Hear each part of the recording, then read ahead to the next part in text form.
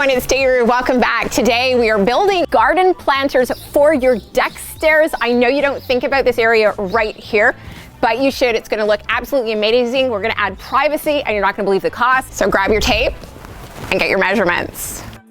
Measurement number 1 is from your ledger, which is this part of your deck, to the front of your deck stairs. That's measurement number 1.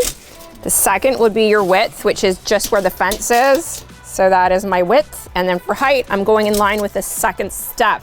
Once you have that, grab your saw and let's have some fun.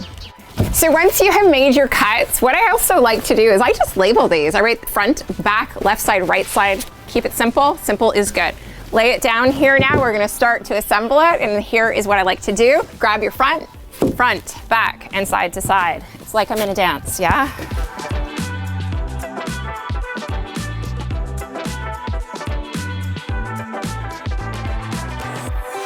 Okay, that's our first row. Make it pretty, there we go.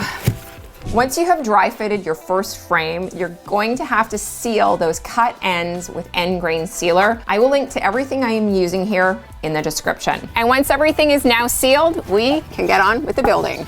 Now, when it comes to connecting your corners, you have a couple of options. You can use 4x4s, which I am doing because I have those left over, or you can use angle brackets. That is the preferred method, especially if you want to do a cedar garden bed just like this, or if you have vegetables or anything you're going to eat. You can use pressure treated for flowers and trees. Definitely, you don't want to have any turnips in here. And that right there, your good old 3-inch traditional deck screw. You can hold this if you want, but what I find is simple when you're doing stuff like this, grab some clamps and pull it tight, right? Even easier, use your boot, yeah. Okay, so this here is the front of our flower bed, so it's short. This one is gonna be back, so you need to increase the size of your 4x4s for the corner, for this corner and this corner. Now I have 2 steps. If you have 3, you can do 1, 2, 3.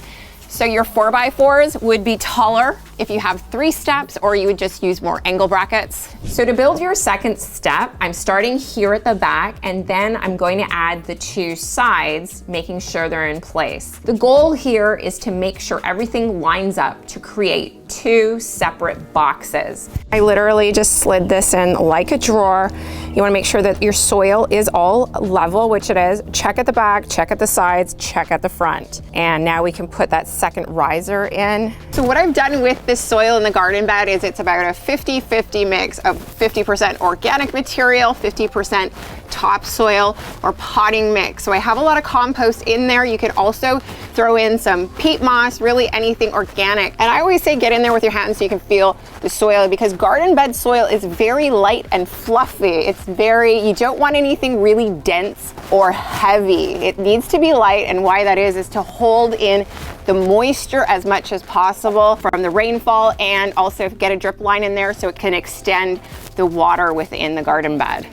Now take a look at this guy. He's a stunner. If you want some privacy really fast, I like cedars, but I recommend using a native tree that is indigenous to your area. I like something that has 4-season interest. Green all year because we have long winters.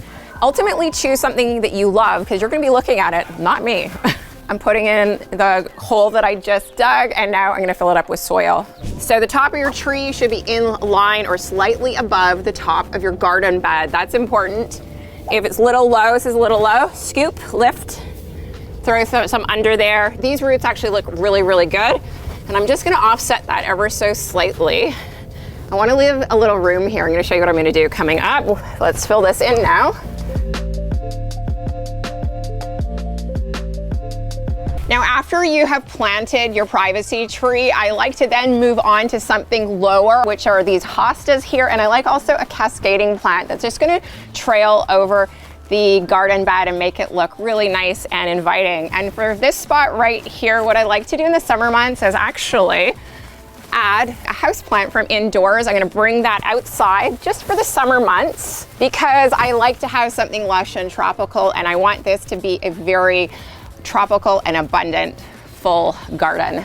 And then I'll take it indoors as the weather cools down. Let's now grab our wood and install it here and pull this look together.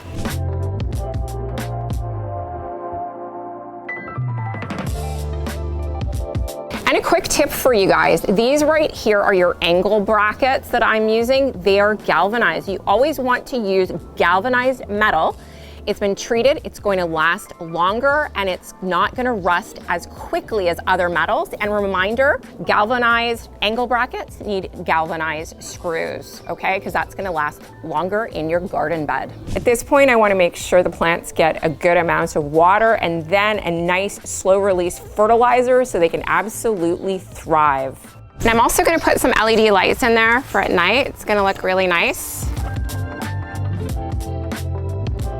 Now, if you would like to learn more about how to garden and landscaping, which is one of my favorite things, you can check out the playlist in the description box. I will have all the tutorials there for you guys. I'm Daru. I will see you in the next one. Thanks so much.